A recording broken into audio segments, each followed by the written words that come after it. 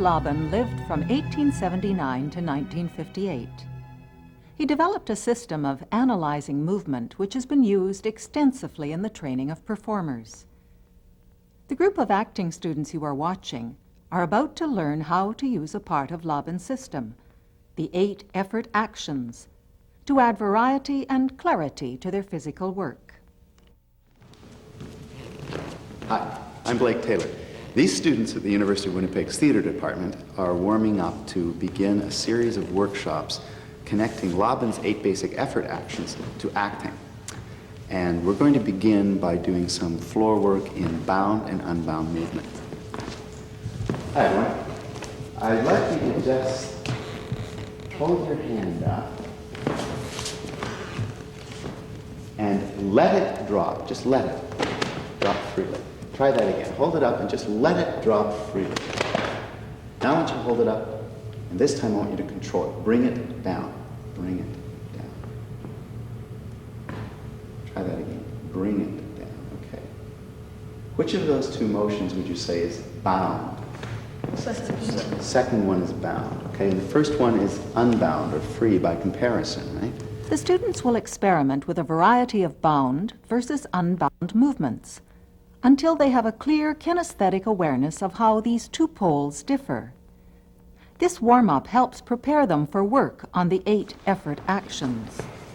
In your throwing action, was one bound and one unbound? Yes. Yeah, which was bound?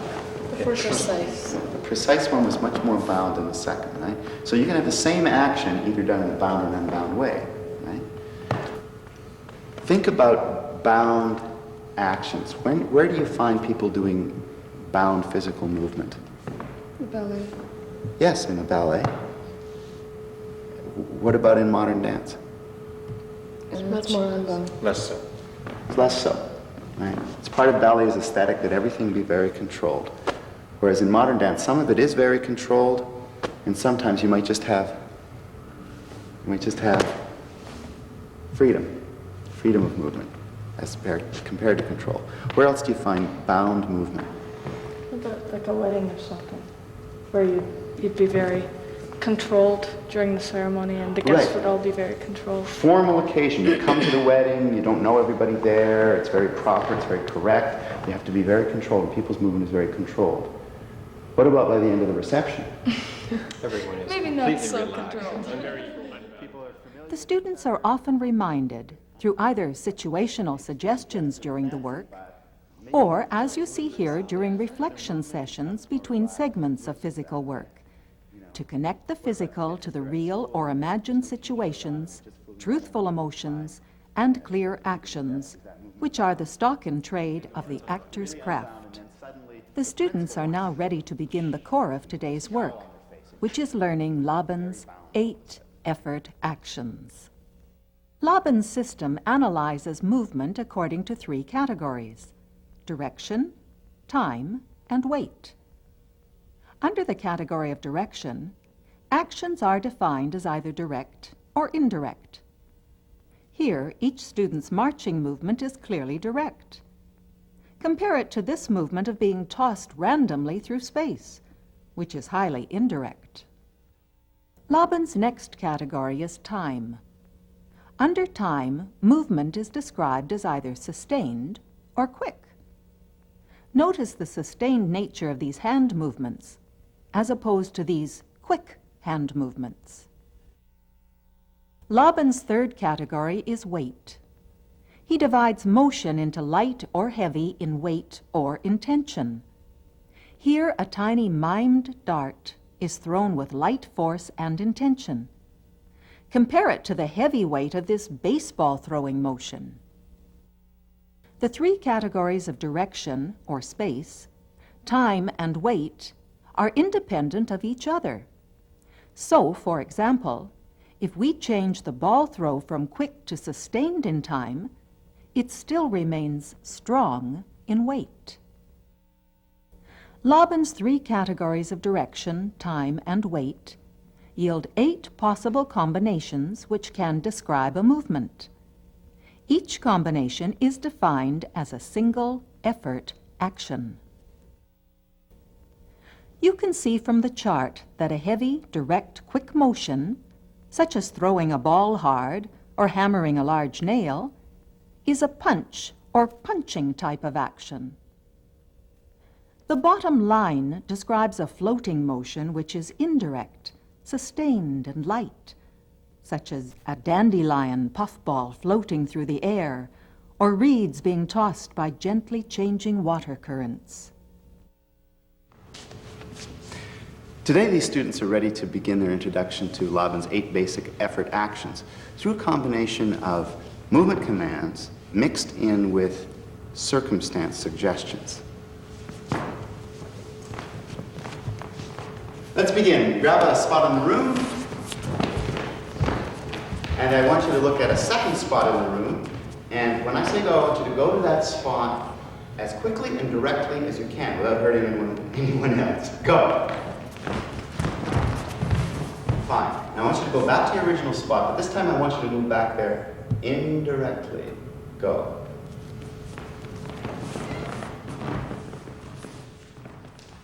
Once the students have spent some time experimenting with Laban's 3 movement categories, they are ready to learn the 8 effort actions. Punch. All right, now keep that feeling you have inside, and I want you to imagine the other spot. There's a person who has spread the most horrible rumor about you that you can think of, and you know that they did it. And I want you to go quickly, directly, and with great force to tell them off. And when you get there, I just want you to get their attention by saying, hey, ready, go. Hey! Press. This time, I'd like you to move to your other spot directly, with heavy weight and sustain. Direct, heavy, and sustained movement. Go.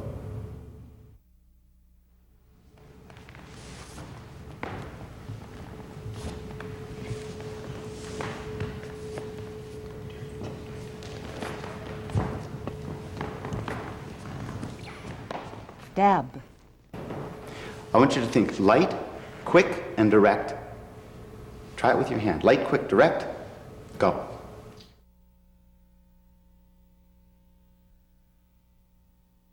Glide. Now, just for fun, I want you to imagine that you're in love, and over there is your love, and it's comic, and it's silly, and it's fun, and I want you to go there directly, sustained, and lightweight. Just glide over to your love. You can even give them a rose if you want. Just silly and for fun. Ready, and glide.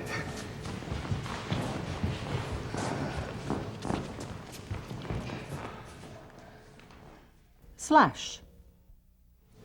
I'd like you to move to your other spot indirectly with heavy weight and quick. Quick, heavy weight, and because you're indirect, there's lots of curving motions. Go.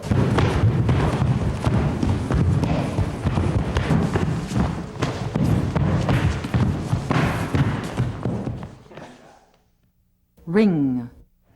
Now I want you to imagine that you have in your hand a wet towel, okay? So what do you do there with that wet towel? Ring it, ring it, ring it. Okay, that ringing action, is that direct or indirect? Direct. Well, if the towel is twisting around, isn't it more indirect? You know, imagine that towel twisting. Let your body twist with the towel. More indirect. Is it sustained or is it quick? Sustained. It's really sustained. And is this heavy weight?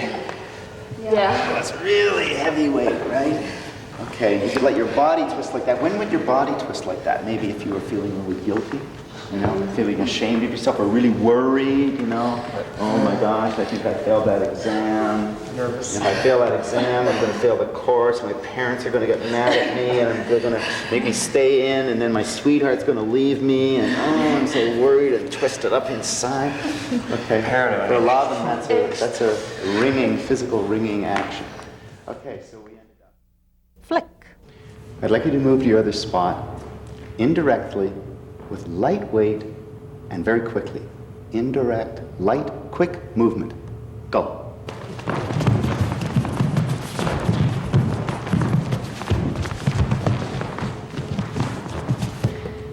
On your other spot is a hamster that runs in a zigzag pattern. I want you to catch it. Go. It's behind you, face. Went behind you. Behind again. Went behind it again. To your left. To your right. To your left. It's behind you. Good. Now just ask yourself, how did you feel when you did that? Just remember it. And did it suggest anything to you? Did you imagine anything? Float.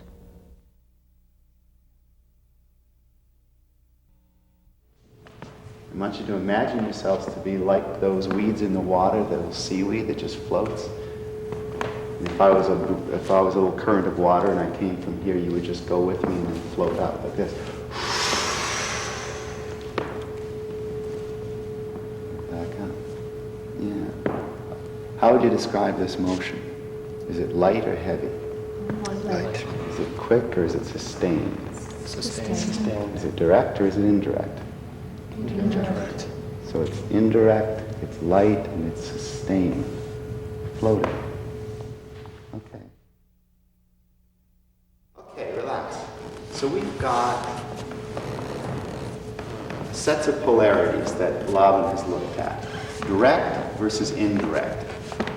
Quick versus sustained, and lightweight versus heavyweight. If you take those 6 categories and combine them, it comes to 8 possible categories that we've just gone over very quickly. The pressing motion, the gliding motion, the floating, the flicking, the punching, the dabbing, the slashing, and the ringing. 8 basic effort actions. The students now have learned the 8 effort actions and have experienced them both as pure movement and in connection with situational and/or emotional suggestions. Here is a sample of their reflections. How would you describe your movement when I told you that there was a person spreading rumors about you, and that you wanted to give them heck for this, and you saw them and you just went over?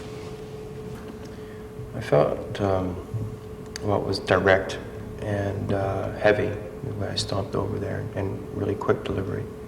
I just, hey, bud. Hey! Here Brian responds differently to the suggestion we have just heard. Very heavy, direct, and sustained. Heavy, direct, and sustained. Yeah, okay. Pure movement commands often provoke students to imagine a variety of situations, as in the following examples. What about when I gave you the light, quick, direct movement? And anybody? I felt like I pictured myself playing with my niece. You know, she's 4 years old, and so try to make it as comical as possible, like playing tag or hide and go seek. And I would keep on changing my hiding places. I would just like dart from tree to tree, or behind the garage, and make it obvious that she can see me. But just make it a lot of fun. Okay. What about sustained, direct, and light? Did you have something there? Well, I was just thinking it was almost really comical. It was like oh, and my love is over there. You sort of just sailed on feet of wings or something. Ocean of air. Yeah. What about when I gave you an indirect, heavyweight, quick movement? Curving. Anybody have anything there? Yeah, I felt I was in a ninja free-for-all fight. Sure.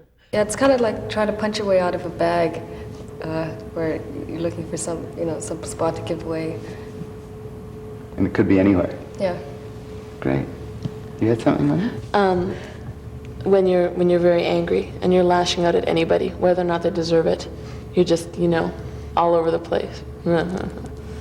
Doesn't matter if they were the cause of your anger or not. Just get out of my way. Okay. Has this ever happened to you? No. It is also possible for a particular movement to provoke an emotional response, as ringing did in Wendy's case. I felt a real sense of shame and lack of self-respect and self-worth, dignity. Just really awful feeling. Okay, so it raised an actual emotion in you. Mm-hmm. Did anybody else have something out of that? Steve? Yeah, I had a circumstance where I had to go and tell my brother that my grandfather had died, and it felt a sort of a twinge. I'd go forward, but I'd be torn backwards a bit. Sure, you were caught in a dilemma. Remember that the reverse is also true. Circumstances or thoughts or images can be the starting point or catalyst for both movement and feeling, as in the following example.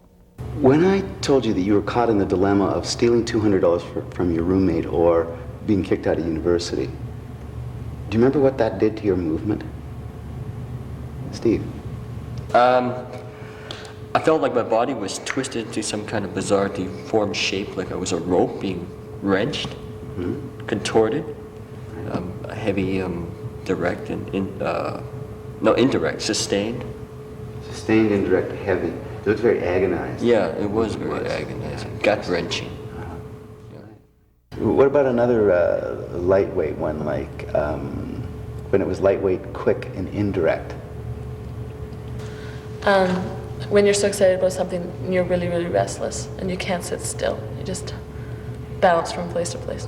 Like Tigger in Winnie the Pooh. That's what you felt. Okay, great image. That's good. What about light, indirect, sustained movement? I felt like a balloon in the wind. Every time I went Yeah. over here. You have a sort of affinity for the lightweight. Yeah, I think I do. Yeah, which everybody has certain affinities, which is something that's good about this work, because not only you play your strengths, but then you get to practice the other possibilities that you're not so comfortable with, which is a real benefit of this kind of work. Let's hear how the students and instructor sum up the relationship between Laban's 8 effort actions and the craft of acting. When you gave us the movement, the circumstances seemed to justify it somehow. And when you gave us the circumstances, the movement justified it. But they really seem to need each other. Well, absolutely, they do for an actor, right? You can never, you must justify all movements, right? And likewise, the movement has to be in harmony with whatever the circumstance is. Well, each movement has to have a purpose. There you go. Part of your objective. Sure. When I gave you movement commands, did this give rise to imagined circumstances or emotions? Oh yeah, for me, almost immediately, I would find, as I moved a certain way, actually it was quite surprising. I was pleasantly surprised that all of a sudden I'd feel something, or else I'd imagine a circumstance before me, and that would help me even lock further into the movement without thinking about it. It just came naturally. Yeah. Great. Lori? For me, first I had to learn the movements and to learn how to feel, but once I understood what I was trying to do, it really helped me to create a character, if even just to walk from point A to point B. I knew who I was, and I knew that my walk would show what I was trying to do, just because I understood what my intentions were. Okay, so now you're working from circumstance and intention to an act, to a physical action. Okay, so you're going the way that an actor normally goes, right? Which is from imagined circumstances to movement. Right. Okay. Once the students have a basic working knowledge of Laban's movement dynamics through exercises such as the ones we've done, they're ready to move on to applying that work to actual scenes. I've begun by giving them all the same open dialogue and asking them to create their own circumstances, characters, and relationships in order to justify the lines. When those scenes are sufficiently logical and truthful, I'm going to ask them to clarify the scene through the use of Laban effort actions, and then ultimately even redirect the scene through the use of those effort actions. All set? Yeah. Okay, let's see the scene.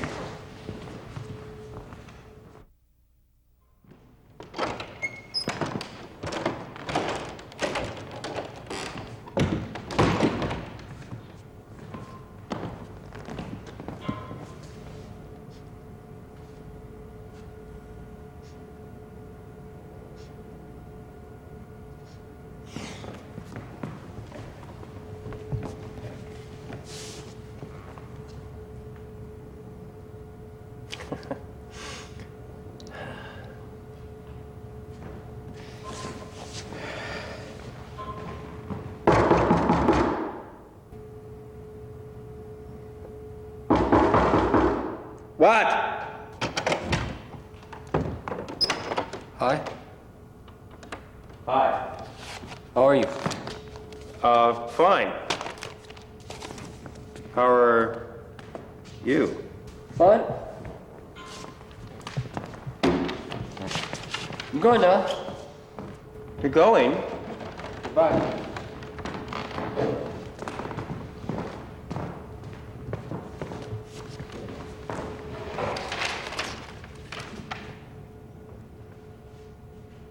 Bye. What was happening in the scene? Well, Richard was having his television repossessed at the worst possible moment. Okay, and did you believe the scene? Oh, yeah. Good. Now let's try to clarify what they were doing through looking at the shape of their action. Was Richard heavyweight or lightweight? It's heavyweight, because he was really concerned about what was happening on the TV and about it being taken away from him. Okay, and was he able to do anything about the television being taken away from him? No. Okay, so he's very ineffective. So can anybody think of a way, we'll keep him heavyweight, can anybody think of a way that we can give him effort actions that are going to emphasize the fact that he is completely incapable of doing something here? Well, if he were indirect and sustained, like he could be a ringer. Okay, that would be good, right? Because he cares a great deal, but it's ineffective, right? Yeah. Okay, so he's a ringer. What about Steve? What was the shape of his action in this? He was light and direct. Yeah. And what about, And sustained. right, okay, so he's a glider, right? Yeah. Okay. Maybe we can keep him as a glider. It's a nice contrast to the ringer. And just have him emphasize that a little more to heighten the contrast between the two characters. Do you think you can justify that, Steve? Oh, yeah. And how about you, Richard? No problem. Okay, let's try it and see how it affects the scene.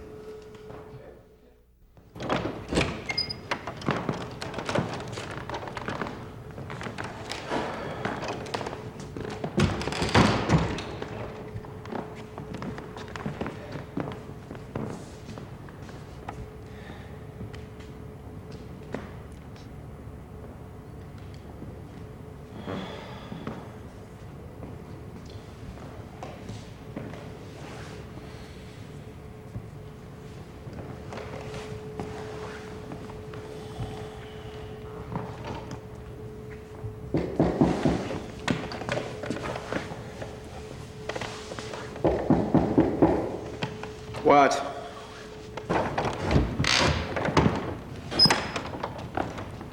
Hi.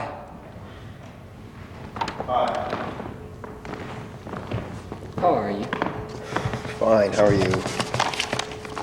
Fine.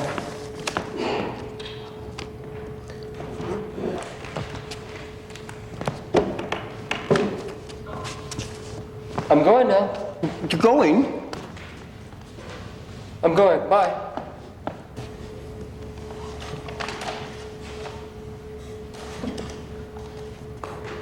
Bye.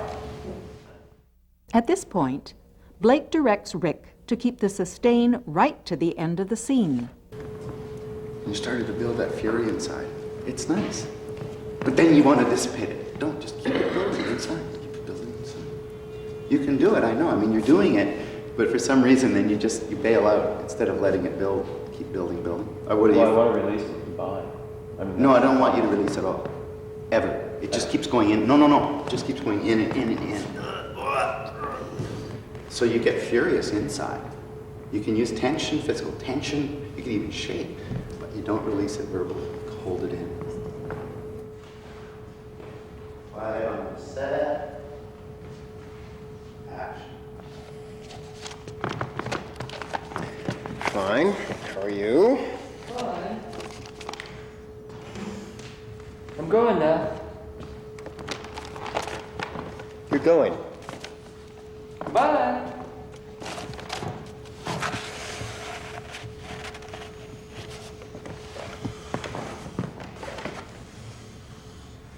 Bye.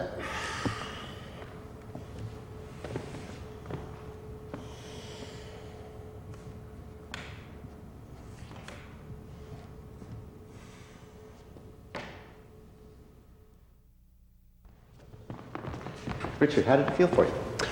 I felt good.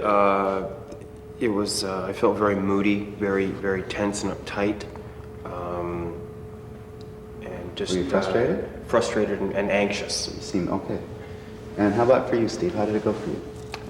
I felt it helped clarify the scene for me, so it was easier for me to make my actions clear. Okay, and they were clear. Richard, can you tell me what your circumstances were? Well, I just finished a performance, and I wanted to come home as soon as possible to see the reviews. You know, just like... Okay, the review on TV, and of course you were very anxious about it, I could Yeah. see that. Okay, now let's take those same circumstances. You finished the performance, you were looking for the review, but instead of being a heavyweight, let's make you a lightweight. So same circumstances, but it's a different reaction. Okay. So this way you're more excited about it, and even if you get a bad review, you can live with that because you're a lightweight person, and you can blow it off more easily. And you were sustained before, so let's make you quick, just for the change. Okay. And there's things in the scene that suggest that you're indirect because you deal indirectly with the TV man. So let's leave you indirect, quick, and lightweight, so you become a flicker. Flicker. Do you think you can try that? Yeah, no problem. Just be really upbeat, giddy. Okay, and the indirect and light. All right. And Steve, what were your circumstances? Well, I imagined that it was the end of the week for me, and this was the last job I had, and I was going to go home to my girlfriend and have a good, long, enjoyable weekend. Okay, so you're just getting through this easily? Yeah, I just wanted to get through this with as little hassle as possible. Okay. Now, I'd like you to be heavyweight, to contrast you. And we can keep the direct, I like that. Let's make you quick, because you were sustained last time. Okay, so that makes you a puncher. You think you can justify that? Yeah, I could probably just... If I was anticipating that my girlfriend was going to give me the boot, that might make me more uptight. All right, so it's fundamentally the same circumstances with a little additional element in there, a little touch of spice to reinforce the heavyweightness. Okay, let's try the scene. Okay.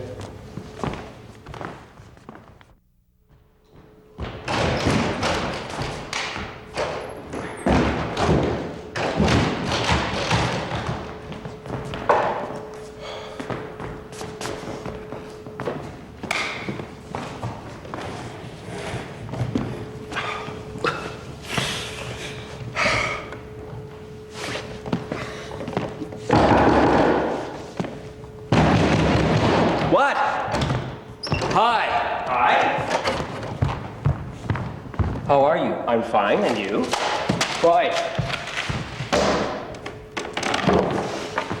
I'm going now. You're going? Goodbye. Bye. Hi.